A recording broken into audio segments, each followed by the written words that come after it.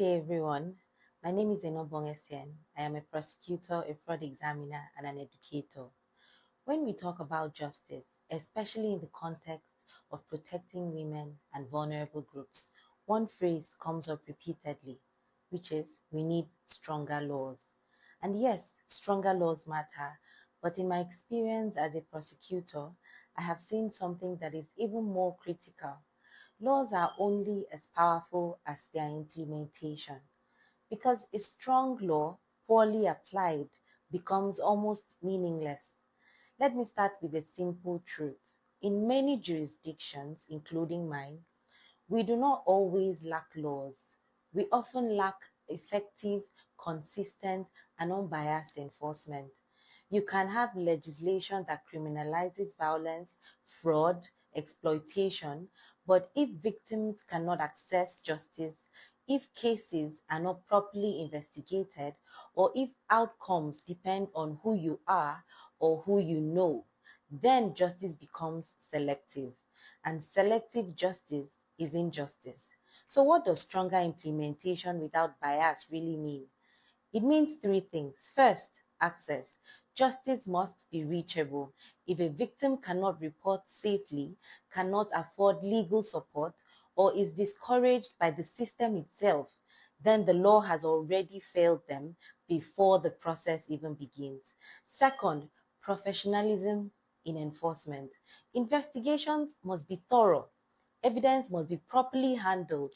Cases must be diligently prosecuted, because weak investigation or poor prosecution doesn't just lose cases, it reinforces impunity. And once offenders believe that the system is weak, offenses increase.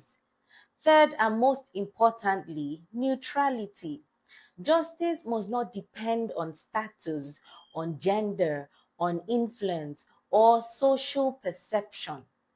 The law must not be softer on the powerful, harsher on the vulnerable, or dismissive of victims based on bias or stereotypes. Because bias doesn't always appear loudly. Most times, it is subtle.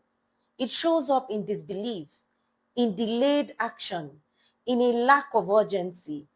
And those small failures accumulate into systemic injustice. Let me bring this closer to reality. Every case file represents a human story. A woman denied protection, a victim of financial crime who lost everything, a survivor seeking accountability. When systems fail to act fairly and decisively, the damage goes beyond the individual. It erodes public trust. And once people stop believing in the justice system, they stop using them. Or worse, they seek alternative measures.